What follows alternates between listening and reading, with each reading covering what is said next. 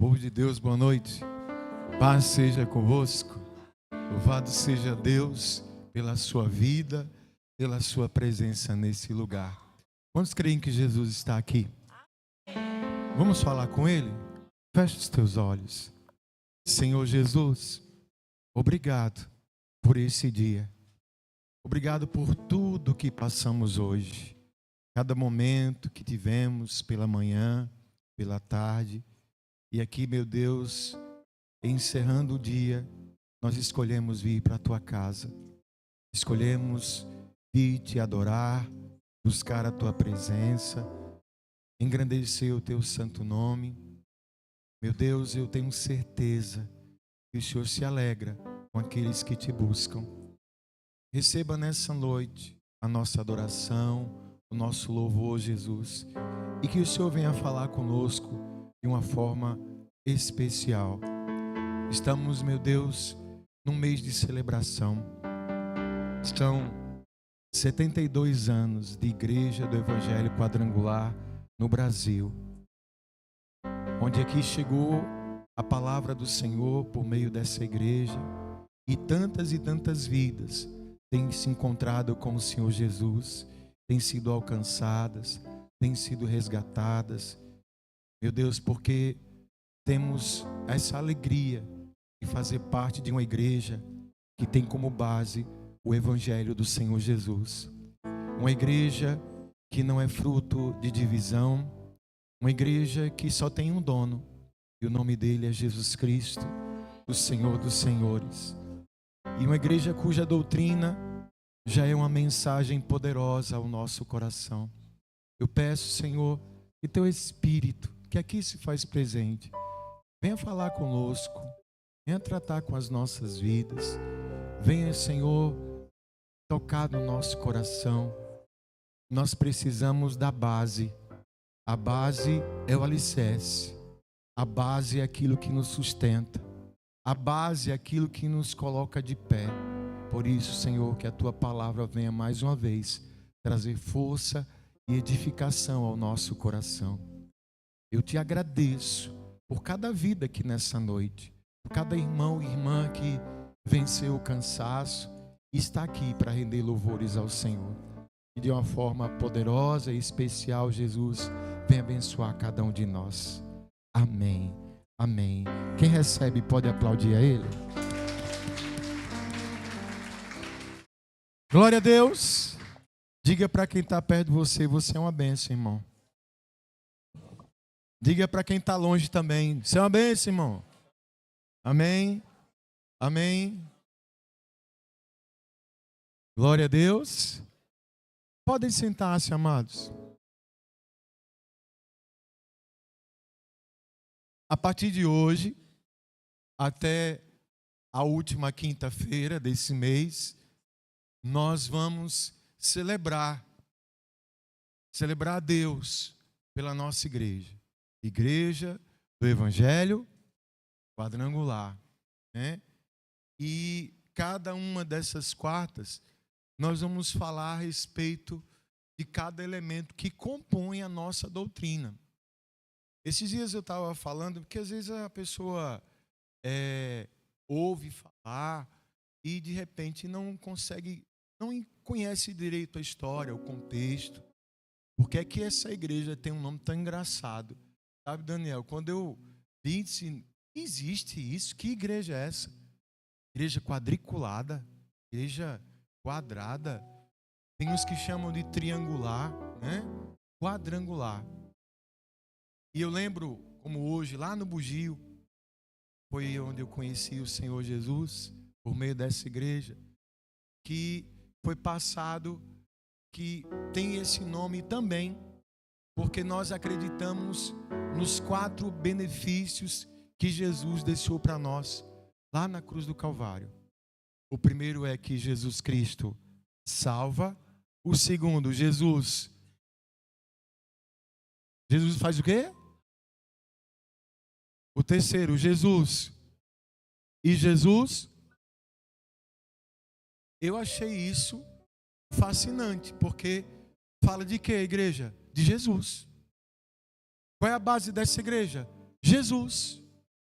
Qual é a base dessa igreja? O Evangelho. Isso me chamou a atenção. E é sempre importante, sabe, porque lá em Pedro, ele diz o seguinte, que nós precisamos estar sempre preparados para responder com mansidão e temor a razão da esperança que está em nós. É interessante isso, porque a nossa resposta, falando da esperança que está em nós, é uma palavra que pode evangelizar uma pessoa. Então, quando alguém pergunta, ei, por que é que você vai para a igreja? Qual é a igreja que você é? A igreja quadrangular. Que igreja é essa? Eu preciso estar preparado para responder com mansidão e temor a razão da esperança que está em mim. Você consegue entender isso? Porque senão fica mais ou menos assim, você mora numa casa, num lugar, e a pessoa vai perguntar, onde é que você mora? Rapaz, eu não sei direito não o nome da rua. Quem são as pessoas que moram com você lá? Eu não sei direito o nome delas, não é estranho? Aqui é a casa do Senhor. Aqui é a casa do Senhor. Aqui também é conhecida como a casa do Pai, do nosso Pai. Somos filhos de Deus.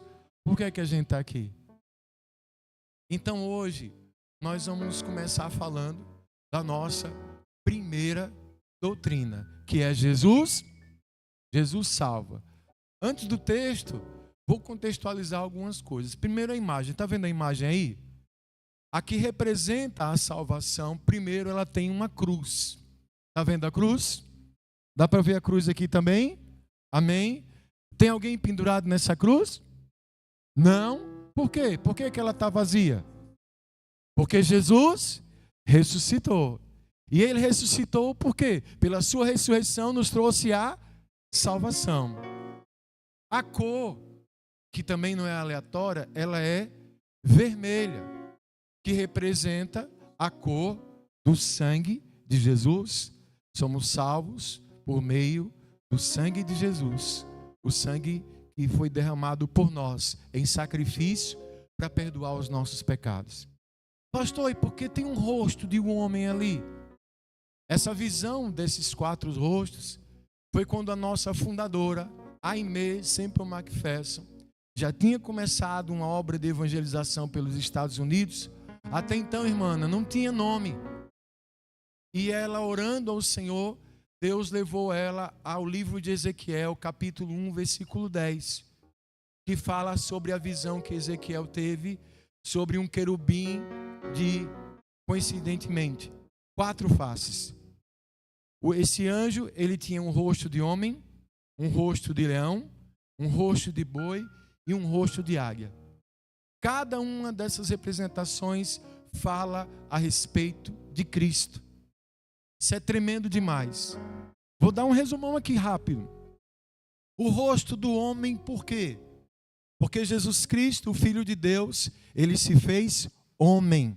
E como homem ele veio para pagar o preço pelos nossos pecados. Amém? Depois tem o rosto do boi. Por que o rosto do boi representa Jesus? O boi nessa época, ao contrário, que isso veio mais à frente, mas antes os animais que eram usados para levar a carga não era cavalo, era o boi. Fazendo a representação que fala de Cristo lá em Isaías, dizendo que ele levou sobre si as nossas enfermidades, ele levou sobre si as nossas dores. Louvado seja o Senhor Jesus Cristo. Aí tem um leão, rosto do leão.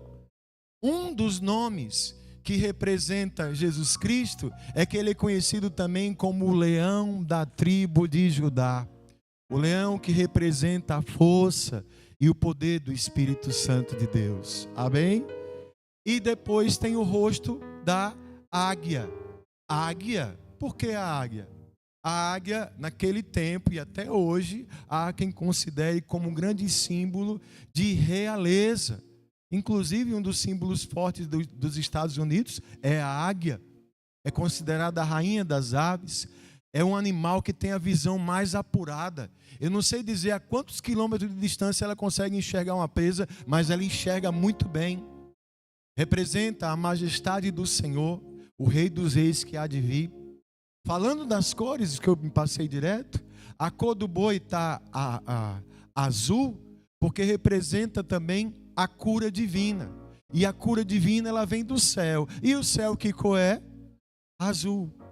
O amarelo representa o fogo e o poder do Espírito Santo. O roxo era a cor da realeza, porque Jesus voltará para buscar a sua igreja como o Rei dos Reis e Senhor dos Senhores. Olha que coisa linda. Esse é o Evangelho quadrangular. Além desses símbolos, tem aqui que você está vendo no púlpito. Tem a cruz vazia, que representa a salvação. Tem a pomba, que representa o Espírito Santo. Você deve lembrar quando Jesus se batizou, assim que ele saiu da água, o Espírito Santo veio sobre Jesus em forma de quê? De uma pomba. Amém? Depois tem um cálice. O cálice representa Jesus cura, porque era num cálice que se preparava antes os remédios, os medicamentos. Jesus é a nossa cura, Jesus é a nossa saúde. E a coroa, obviamente, Jesus vai voltar como? Como rei, que vai reinar sobre nós, que vai exercer sua soberania. Amém, amados? E hoje, o Senhor quer falar da questão que é a base: salvação. Amém? Hoje tem palavra de salvação nesse lugar. Amém? Abra sua Bíblia, por favor. João 3, 16 e 17.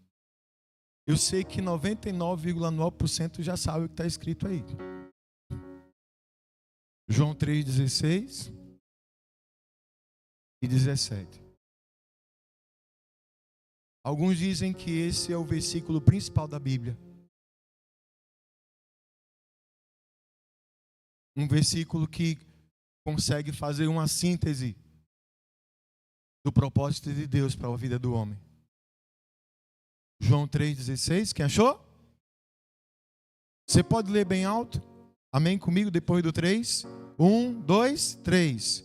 Porque Deus tanto amou o mundo que deu seu Filho unigênito, para que todo o que nele crê não pereça, mas tenha a vida eterna.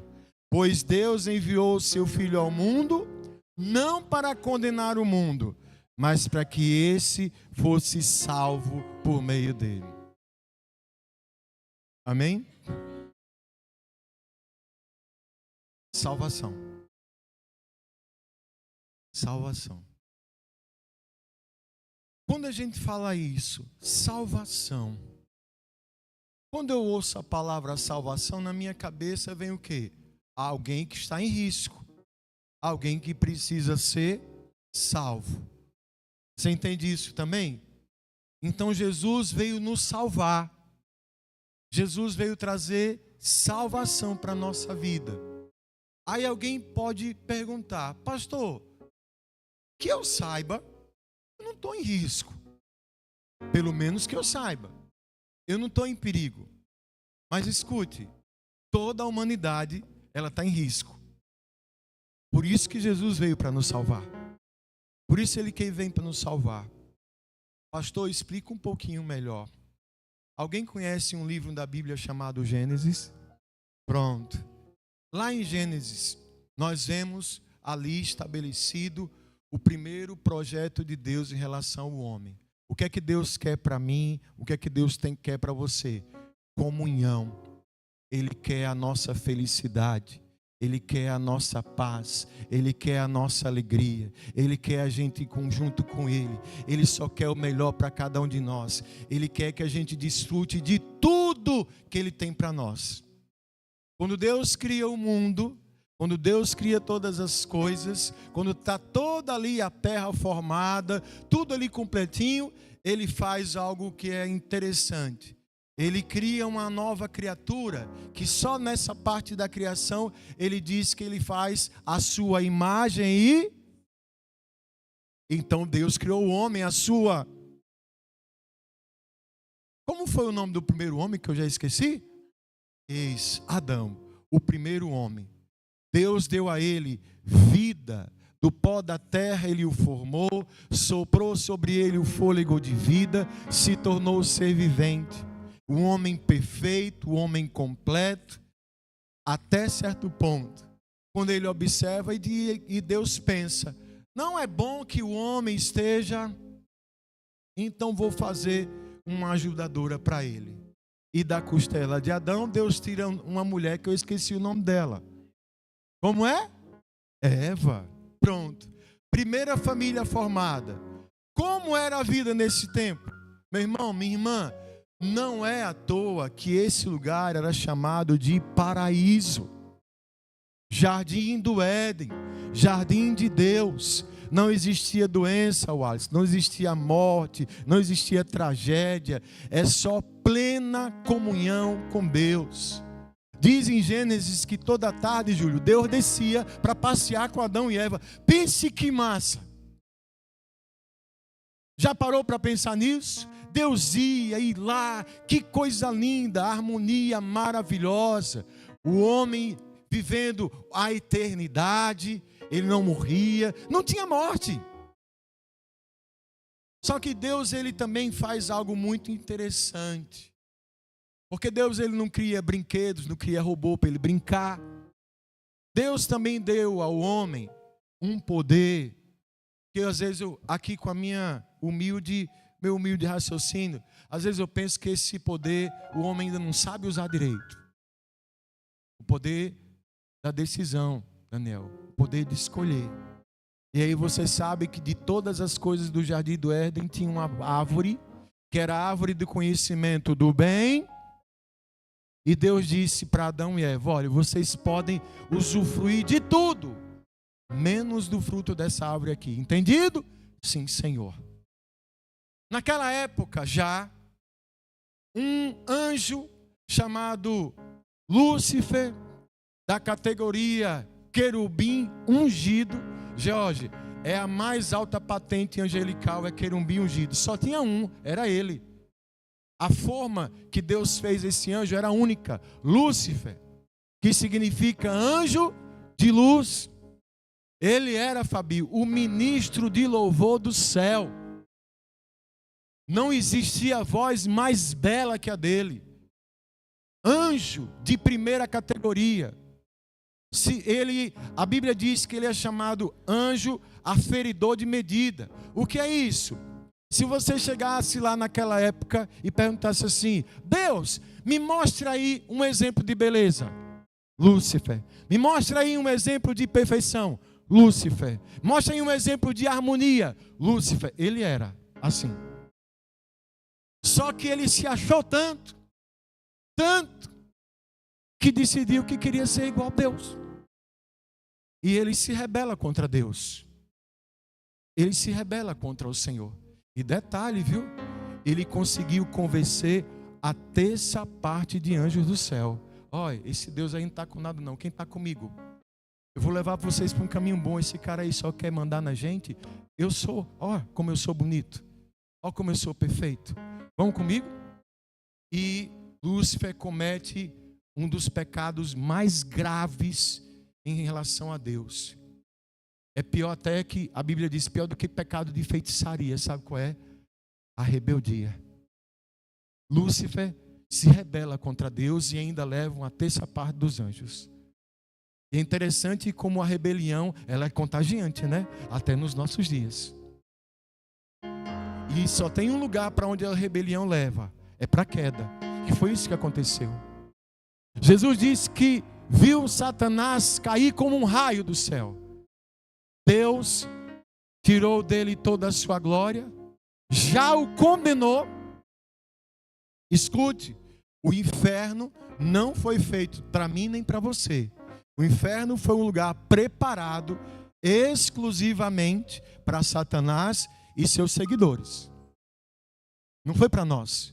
Para ele está reservado o sofrimento eterno. Só que como um ser imortal também, dotado de escolha e capacidade, sabe lá Deus.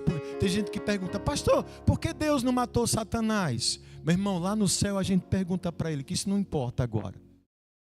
Mas simplesmente ele vem. E aí ele se enche de uma fúria tremenda contra Deus. E aonde é que ele vai focar a sua fúria? Na sua criação. Ah, ele fez aquele dois bonitinhos lá, Adão e Eva. Pois, eu vou levar eles comigo. A Bíblia diz que ele vem em forma de uma... Como? Serpente. E num dia, eu sei lá que hora que era aquela, dizem até que Adão estava dormindo, eu não sei, que eu não estava lá. Mas o que a Bíblia diz é que ele aparece a Eva e diz: coma, minha filha, desse fruto aqui. Não, porque Deus disse que não é para comer. Ah, não, isso aí é conversa. Se você comer, você vai ser igual a ele. E era uma fruta bonita. Eu sempre costumo dizer que era uma jaqueira, jaca madura, cheirosa, aquela jaca bonita. Pastor, é maçã. Não, pode olhar na Bíblia, não existe maçã. Diz que era um fruto bonito, mas o pessoal diz que é maçã. Eu digo que é jaca e pronto. Amém? É o fruto que lhe atrai. Estava lá. Eu estou descontraindo um pouco, mas para falar da maior tragédia do universo, que foi essa queda. Eva comeu do fruto. E ela teve conhecimento do bem e do mal ali, a partir daquele momento. E ela aí decide também compartilhar do fruto com seu companheiro, Adão. E eles de imediato descobriram que estavam nus. E de imediato quiseram se esconder de Deus. A partir daquele momento, pelo pecado, o pecado entra no mundo. O pecado chegou no mundo. O pecado veio por meio da desobediência. É por isso que quando a gente desobedece, a gente peca. Uma coisa é ligada à outra. E Deus, se tem uma coisa que Deus está atrelado, é os seus princípios. E como princípio, Deus estabeleceu que o salário do pecado seria a morte e a condenação. Naquele instante, Deus libera duas sentenças. Primeira para Eva. Eva, o que foi que você fez? Não, Senhor, é porque foi a serpente que veio e me ofereceu. Eva, a partir de hoje, vou multiplicar a sua dor de parto. Você conhecerá a morte e seu desejo será para o seu marido. Adão, cadê você? Estou aqui, Senhor. O que foi que aconteceu, Adão? Ah, foi a mulher que o Senhor me deu. Porque nessa hora ninguém assume culpa. Nessa hora a gente pegou também esse costume, irmão. A culpa nunca é nossa. A culpa é sempre do outro. Foi a mulher que o Senhor me deu e é. Aí vem o peso. Adão, por sua causa, toda a humanidade irá gemer. Você viverá do suor do seu trabalho e a terra será destituída da glória. É por isso que às vezes o pessoal que não entende direito essa história, irmã, acha, cadê Deus? Se Deus existe, por que é que essas coisas acontecem no mundo? Essas coisas acontecem no mundo porque o pecado entrou no mundo. Não é porque Deus quer. O homem desobedeceu lá atrás. E o pecado entrou no mundo. Satanás ficou batendo palma. Então, irmãos, a humanidade, a partir desse instante, ela está em risco de condenação. Assim como Lúcifer se rebelou e estava condenado, assim como Adão e Eva se rebelaram e desobedeceram, se condenaram aqui. Pastor, onde é que tem isso?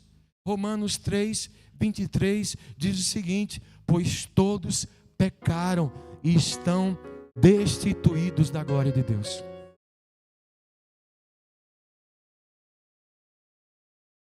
Estamos em risco. A humanidade ficou em risco. Já lá, Deus já diz, serpente, você vai rastejar e a sua cabeça será esmagada pelo calcanhar do Filho do Homem. Você já está traçado aí agora. Jesus vai esmagar Satanás. Mas até lá, a humanidade vai viver esse período. Quem está entendendo essa palavra? Em Romanos 5,12 ainda diz: portanto, da mesma forma como o pecado entrou no mundo por um homem, pelo pecado da morte, assim também a morte veio a todos os homens, porque todos o quê? Pecaram. Se eu não tiver a dimensão e o entendimento dessa situação, eu não vou entender a questão da salvação. Eu preciso entender isso. Quantos creem que a Bíblia é a palavra de Deus? Então Deus trata com isso aqui. Pastor, e agora? E agora? E agora você acha que o diabo vence Deus? Irmãos, não. Nunca. Ele já está derrotado no nome de Jesus. Mas, Deus já tinha preparado um plano lá. No início, Ele procurou estabelecer o resgate do homem, porque o homem, se o homem estava fora da sua glória, mas Deus queria o homem perto dele. Então Ele cria a lei. E o que é a lei? A lei é princípio de obediência. Se o homem conseguisse restaurar o princípio da obediência, ele estaria também restaurando a sua comunhão com o Senhor. Foi assim a lei. No Antigo Testamento, você vai ver o Senhor, principalmente nos primeiros 5 livros, o Senhor estabelecendo ali regras, princípios. Tem até um tal de 10 o que, irmãos? Mandamentos. Ele usa Moisés, gente, olha essa bagunça. Se ficar na bagunça, vai todo mundo para o inferno. Deus está abrindo um caminho aqui. Olha os mandamentos do Senhor. Olha os mandamentos do Senhor. Depois ele levanta os sacerdotes e ensina, porque apesar disso, o pecado estava no mundo. Quem entende isso? Amém? O pecado estava no mundo. O homem continuava pecando. E agora? Deus estabeleceu como um princípio. Para cada pecado cometido, existia um preço de remissão para ser pago. Daí vieram as ofertas de sacrifício. Então, dependendo do pecado, um animal seria sacrificado, aquele sangue ali seria derramado para perdoar aquele pecado. Havia um costume em que todos os anos, só o sumo sacerdote, ele ia diante da tribo e oferecia sacrifícios ao Senhor pelos pecados de toda aquela tribo, para ver se caía a ficha ali, se o povo entendia. Você está entendendo o que está acontecendo aqui? Rapaz, eu acho que é assim. Se a gente falhar, se a gente errar, tem que pagar um preço. Não é? Mas não é a gente não, é o animal. A gente tem que entregar um animal para ser queimado, para ser sacrificado ao Senhor. Você está entendendo isso? Alguns entenderam. Só que outros não. Outros, infelizmente, levaram na brincadeira. Porque é simples. Pecou, eu pequei, tá bom, então pegue 2 rolinhas, 2 pombos, vai sacrificar. Pega um bezerro, pega uma ovelha, mata um boi que está tudo certo. O homem não entendeu, irmão. O homem não entendeu isso. Porque Deus estava tentando ensinar o seguinte: filho, quando você erra, algo morre. Quando você erra, algo tem que pagar um preço. Quando você erra, você se afasta de mim. E longe de mim você se perde. Longe de mim você não tem direção. Longe de mim você não tem entendimento. Então eu fiz isso. Pelo sangue que se derrama, eu consigo trazer você para perto de mim. Mas o homem não entendeu isso. E a humanidade continuou se corrompendo. Continuou se corrompendo. E mais e mais e mais. E Deus disse: está na hora agora do último plano. Do plano decisivo. Vem cá, meu filho. Jesus. Sim, Senhor. Filho, você vai descer na terra agora. Você vai ser destituído da minha glória. Você vai se fazer homem. Você vai se tornar mortal. Você vai descer. Vai trazer uma mensagem para eles. E aqueles que acreditarem em você, eu vou salvar. Escute. Mas você vai fazer algo maior. Vai doer em mim. Mas você, como eu estabeleci lá atrás, o preço do pecado é sacrifício. Você vai morrer por eles. Você vai ser sacrificado por eles. Você vai ser crucificado por eles. E a sua morte vai trazer vida para eles. Você vai, Jesus. Vou, Pai. E Jesus vem. O Cordeiro de Deus que tira o pecado do mundo. Jesus vem. Jesus veio. E Jesus trouxe o Evangelho. Ele anunciou: ei, gente, eu sou o Filho de Deus. Eu vim aqui, não fui para condenar vocês não, eu vim buscar e salvar quem estava perdido. Eu não vim condenar o mundo, eu vim salvar. Você está entendendo isso? Alguns disseram: eu estou, então pare de pecar. Se arrependa. Se arrependa enquanto é tempo. Eu estou aqui. Eu estou dizendo, se você crê em mim, se você entregar a sua vida para mim, eu posso salvar você. Você vai se tornar filho de Deus também. Eu vou resgatar a sua alma. Você está cheio de pecado? Eu vou pegar tudo para mim. Eu vou te limpar. Eu vou te purificar. Eu vou limpar suas vestes. Eu vim para morrer por você. Eu vim para te salvar.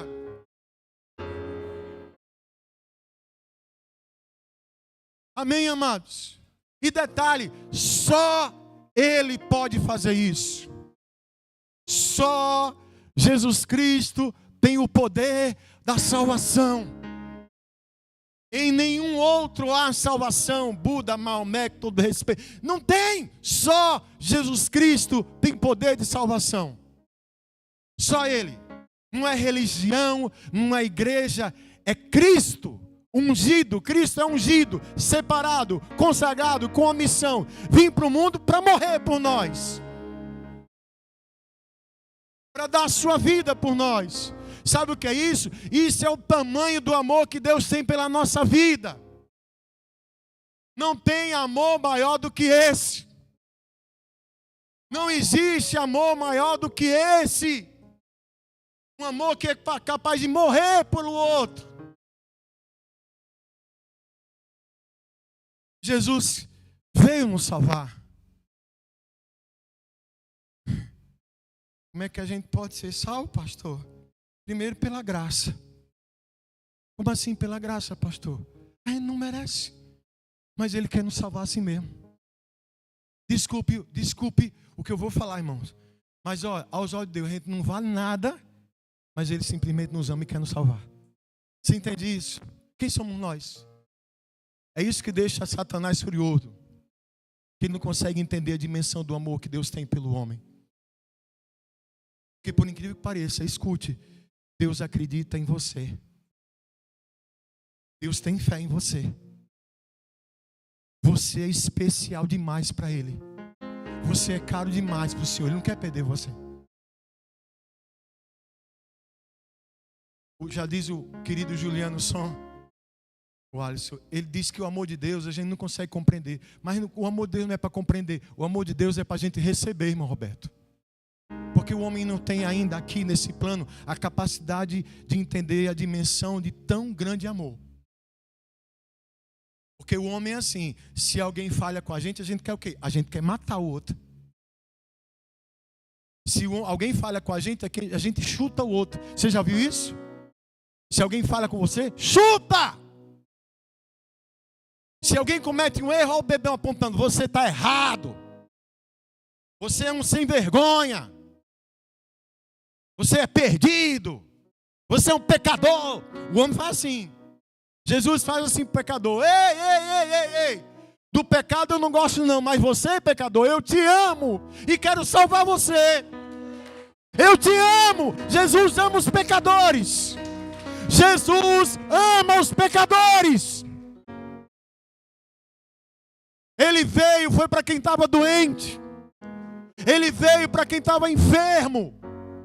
Na época, cheio de fariseu, tudo conhecedor da lei, o povo morrendo. Jesus ia lá nas prostitutas, Jesus ia nos leprosos e falava do amor de Deus para aquelas pessoas. Jesus salva. Efésios 2:8 diz assim: Pois vocês são salvos pela graça, por meio da fé. E isso não vem de vocês. É dom de Deus. É só para quem crê. É só para quem crê. E essa minha fé tem que me levar a Cristo. Irmãos, eu amo a nossa igreja. Eu falo isso com tristeza no meu coração. E também sem querer fazer nenhum julgamento. Longe de mim, quem sou eu? Sou pecador também. Mas infelizmente, o que menos a gente tem visto nas igrejas do União é falar sobre salvação. As igrejas estão para falar de prosperidade, de vitória, de milagre, sabe, de conquista. Mas ninguém fala de salvação. Você está numa igreja que a base dela é Jesus salva. Jesus salva. Como? Ao pecador que reconhece os seus pecados, que se arrepende e entrega a sua vida a Ele.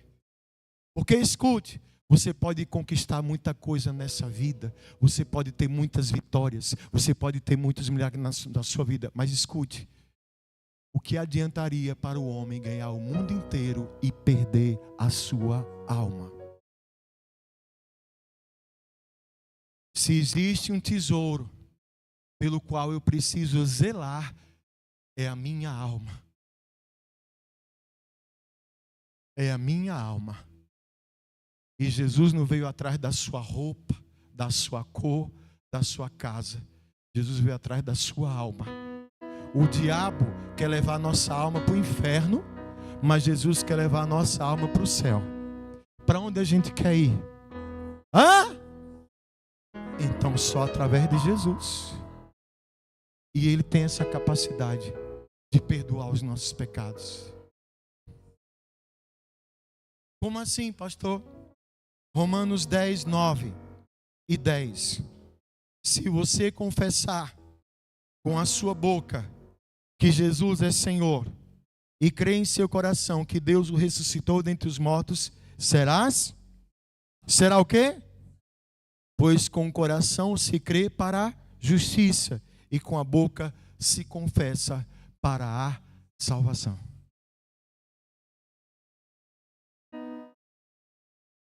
Eu encerro aqui essa palavra, nos levando aqui a gente refletir. Estamos salvos? Eu tenho certeza da minha salvação? Sem querer dar o spoiler do último elo, mas Jesus vai voltar.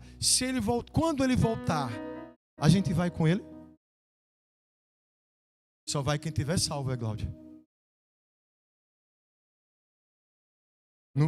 Não adianta, você não vai conseguir mandar um pix para Jesus, pagar a sua salvação. O dinheiro não compra a salvação. A salvação é pela graça. E a salvação vem com arrependimento, confissão e entrega total a Jesus. E detalhe, depois desse sacrifício não tem mais outro não. Jesus, Ele fez o sacrifício definitivo. É por causa disso que lá no Getsemane, quando Ele vai orar, Ele faz uma oração suando sangue. Olha o estado de nervo dele. Jesus suou sangue. E diz: Pai, se for possível, passe de mim esse cálice, mas todavia não seja feito como eu quero, mas como o Senhor. Irmãos, quando eu andava pelo caminho do Espiritismo, irmã, eu questionava aquele momento que eu nunca entendia, quando Jesus estava na cruz, todo lenhado, todo arrebentado, e Ele grita: Pai, por que foi que o Senhor me abandonou? Eu não entendia isso. E depois eu fui atrás. Você sabe por que Ele deu esse grito? São duas fases. Esse grito foi o quê? Tente imaginar. A gente só tenta, mas não vai conseguir conceber o peso dos pecados de toda a humanidade entrando dentro de você. Tente imaginar a dor dos pecados de toda a humanidade sobre a sua vida. A dor, a sensação do vazio, da distância. E Jesus absorve tudo aquilo. E no último suspiro, o Filho de Deus, aquele que te ama, diz assim: Pai, a ti eu entrego o meu espírito. Tetelestai, está consumado. Fiz a minha parte, paguei o preço, recebi os pecados do mundo, libertei o mundo do pecado, e aquele que crê em mim terá a vida eterna. Jesus nos salva, irmãos.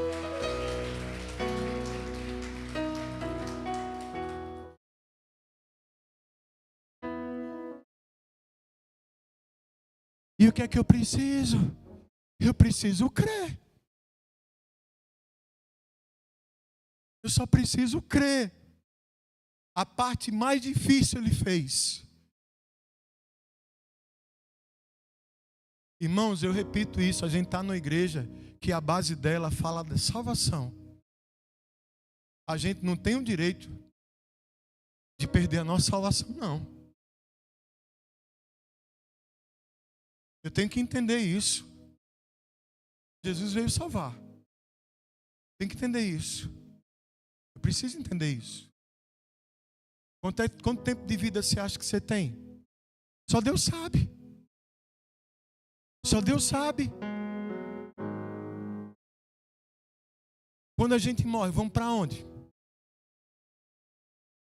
Jesus veio buscar nós, para salvar. Mas se a gente não receber Ele, para onde a gente vai? Você consegue entender isso, igreja? Olha, Deus ama demais a gente. A prova disso é Cristo. Então vamos cuidar da nossa salvação? Vamos entender o que é salvação? Todo mundo precisa de salvação. A gente, repito isso, se a gente ganhar o mundo todo, perder nossa alma,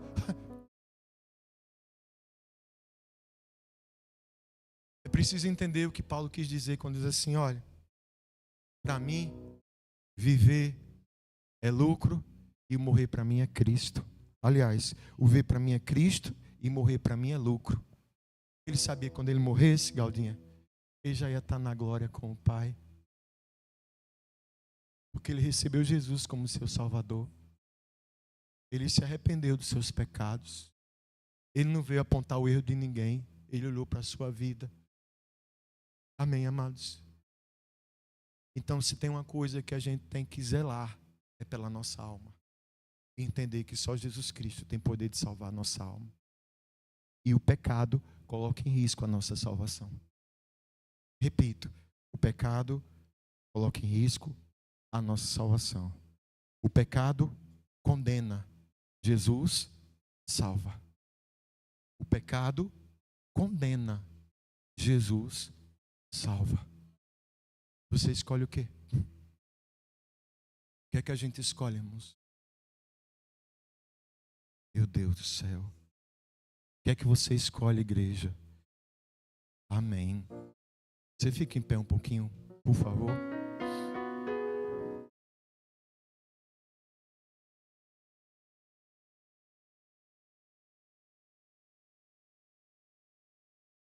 Tem uma coisa que eu esqueci de comentar. A salvação é individual. Como assim, pastor? Você não pode salvar o outro, não. Você não pode nem se salvar. É Jesus que salva.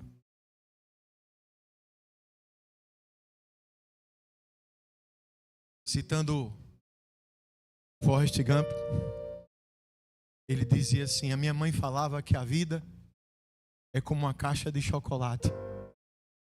Você nunca sabe o que vai encontrar. Eu digo, sabe, Júlio, que o céu vai ser bem assim. O céu vai ser uma caixinha de surpresa, que ninguém sabe o que a gente vai encontrar lá. Não se assuste de você procurar a pessoa lá e não achar. E isso com muita perseverança, Deus, se a gente chegar lá, viu?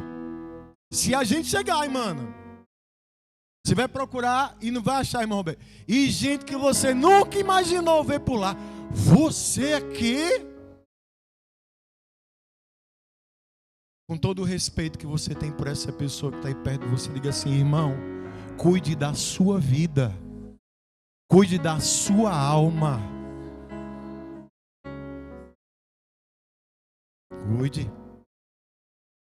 cuide, a gente precisa cuidar. Feche teus olhos. Senhor, obrigado pela palavra nessa noite. Essa igreja, ela tem dono.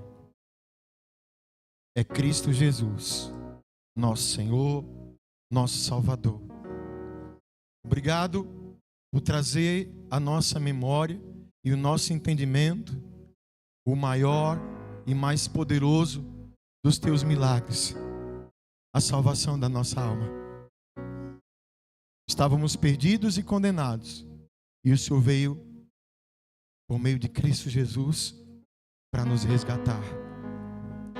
A minha oração, Senhor, é que teu Espírito traga entendimento do risco que cada um de nós corre quando estamos mergulhados no pecado, quando somos apenas religiosos, quando somos até mesmo parecidos com fariseus e não entendemos que é preciso de fato e de verdade irmos para os pés de Cristo, confessarmos os nossos pecados, nos arrependermos dos nossos pecados, entregar nossa alma a Ele. Obrigado, Deus, pelo teu Filho amado Jesus, porque pela morte na cruz o Senhor nos trouxe vida, o Senhor nos trouxe esperança, o Senhor nos traz o perdão, o Senhor nos traz a restauração, o Senhor nos traz a salvação. Que possamos dar o devido valor a esse sacrifício e buscar ter uma vida em Ti, um coração em Ti, porque, Senhor, o tamanho do sacrifício que o Senhor fez por nós revela o tamanho do amor que o Senhor tem por cada um de nós. Possamos tomar posse desse amor e entregar a nossa vida a Ti todos os dias, para a glória do Teu nome. Eu oro e peço a Tua bênção sobre cada vida aqui nessa noite, em nome do Pai, do Filho e do Espírito Santo de Deus. E você que crê, diga amém.